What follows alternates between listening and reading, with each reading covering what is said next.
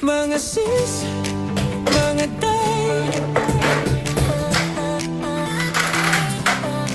mga sis, mga day, nandito si Baby Team Panday.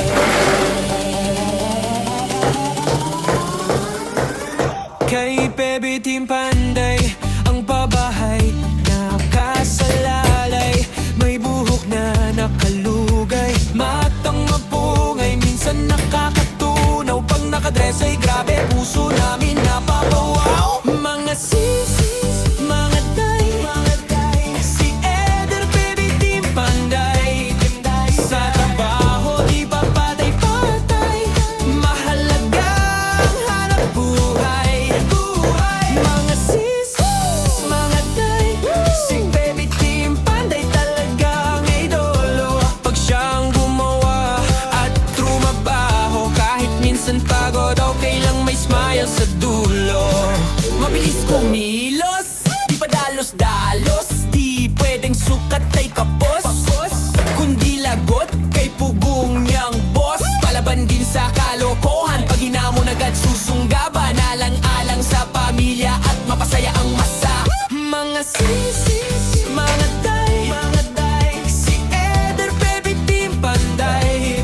Sa trabaho di pa patay-patay, mahalagang hanap buhay.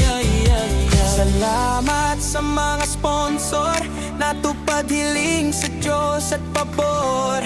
Munting tahanan ay natapos, kahit paano unti-unti nang nakaraos. Mga sis, mga day, ilugay ang buhok, sabay-sabay nang matuwa si Pugong Biyahero. At sa Baby Team kayo ay panalo. Mga sis, mga day, ilugay ang buhok, sabay-sabay nang matuwa si Pugong Biyahero.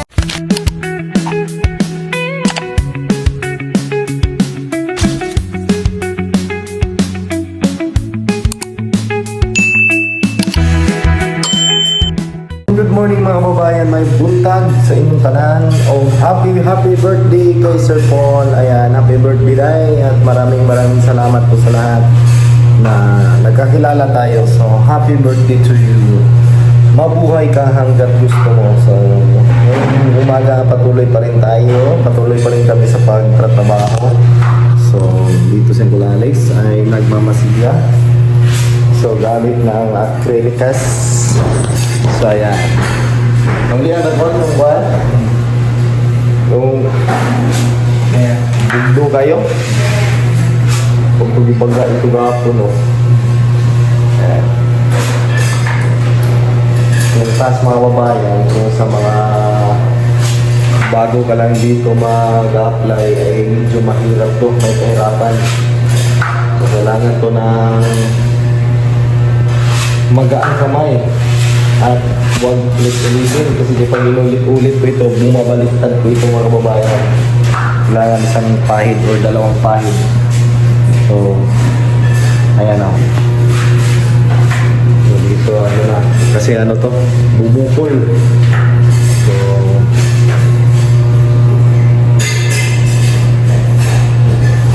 ayan. Dito, kumain ko no?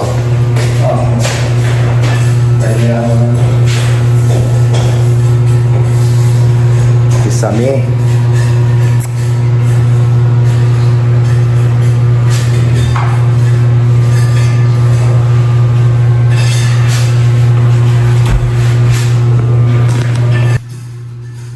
Ganito yung pagpahid ng kas o yung acrylic kas.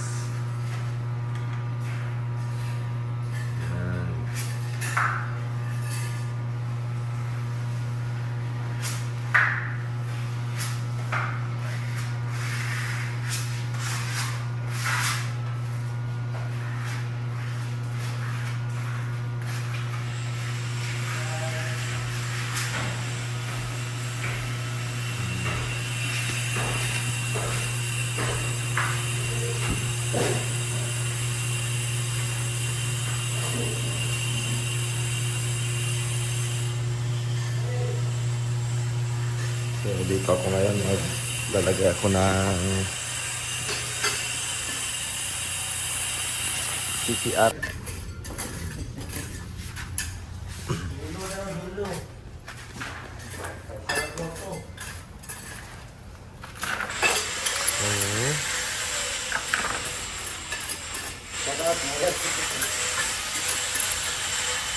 Agoy, mabor lagi. Parehas ra ka mabor dito ang kuan day wire.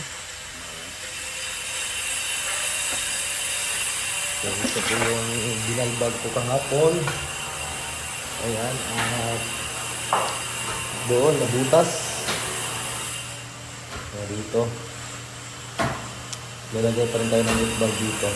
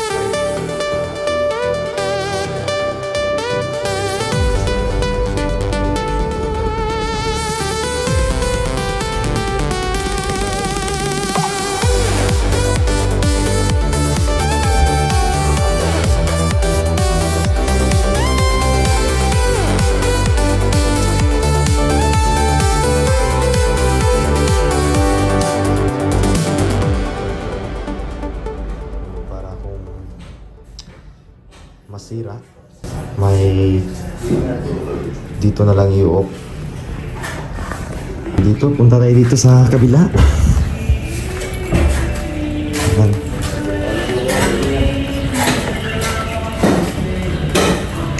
Ayan dito.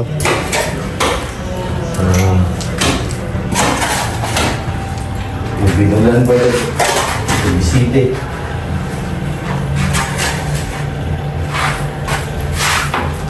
Perintah. Jadi kan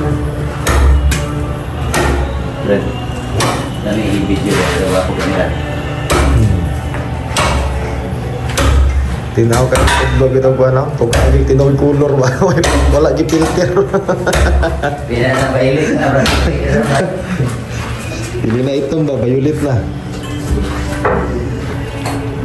Lah ya.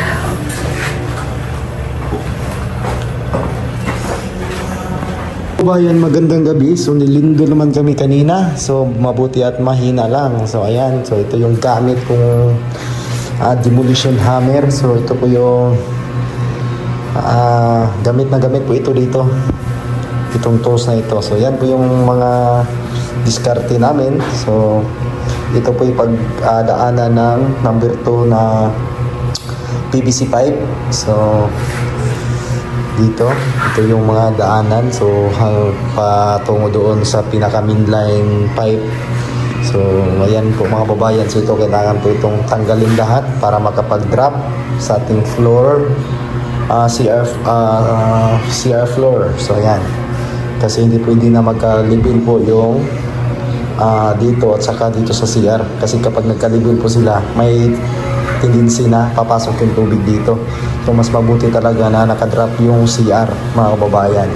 So tapos na po itong na-primer. So ang kulang na lang dito, pagkatapos na may mag-primer mga kababayan, pinadaanan ko muna ng flat latex white bago namin i-finish talaga. Yung pang-finish dito is yung gloss latex pa rin yun. So yun po yung pang last. So kasi itong mga may maitim-itim, hindi talaga hindi yan matatabunan ng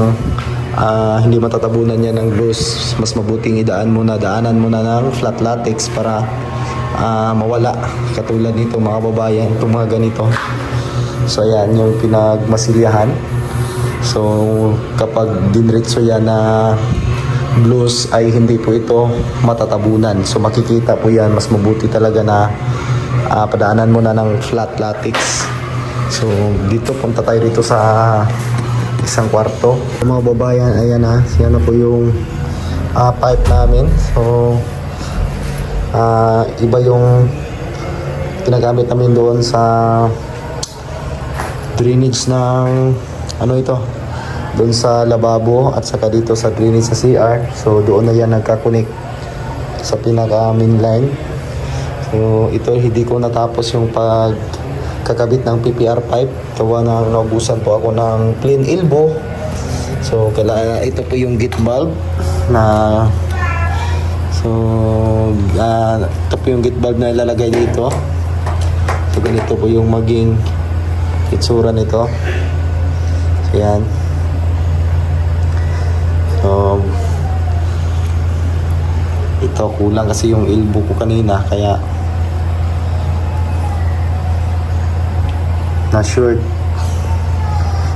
po ako sa plain elbow mga babayan. Ito, so pabili pa ito, hindi pa na primer itong mga babayan. Kailangan pa itong tanggalin, itong mga pintura na dati. So yan, at sana matapos ko itong 4 na kwarto sa madaling panahon para okay, hindi tayo malugi. So dito medyo madilim kasi walang ilaw dito ng kwarto. Ayan, tinanggal po yung ilaw dito. So ito ay tapos ko na po itong lagyan ng pipe, yung PPR. So yan po yung diskarte ko mga kababayan, kasi naglalagay po ako ng gate valve. So tapos natin lagyan ng PVC pipe. So number 4 at saka number 2.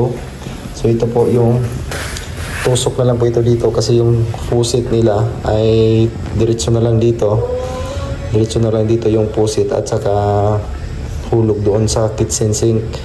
So yan na lang para hindi daw magastos. So medyo nagtitipid po dito yung may-ari. So yan, naka-primer na po yan dyan. So dito, ayan, naka-primer na po yan mga babayan. So ito ay tatanggalin po ito kasi magta-tiles po dito sa CR. So tatanggalin po ito, itong mga pintura na ito. So walang kuryente dito. So kanina lumilindol. Yan ang update ko mga babayan sa aking project ngayon. So malapit na po ako matapos dito sa 6 na kwarto. So lilipat naman ako doon sa harapan, kasi pag matapos lilipat naman ako doon. So maraming salamat at nanood pa rin kayo sa in-upload ko. So thank you so much mga babayan at happy birthday kay Sir Paul. So maraming salamat Sir Paul sa mga panahon na sama tayo, sa mga panahon na grabe yung mga tulong na binigay mo sa ating mga mamayang mga katutubo at sa amin din. So sa akin, mismo sa akin, malaking tulong po si Sir Paul mga kababayan, na dumating si Sir Paul sa aking buhay. So yan, thank you so much at again, happy birthday kay Sir Paul. Mabuhay ka sir hanggang gusto mo. So yan, magandang gabi mga kababayan. God bless po sa inyo lahat.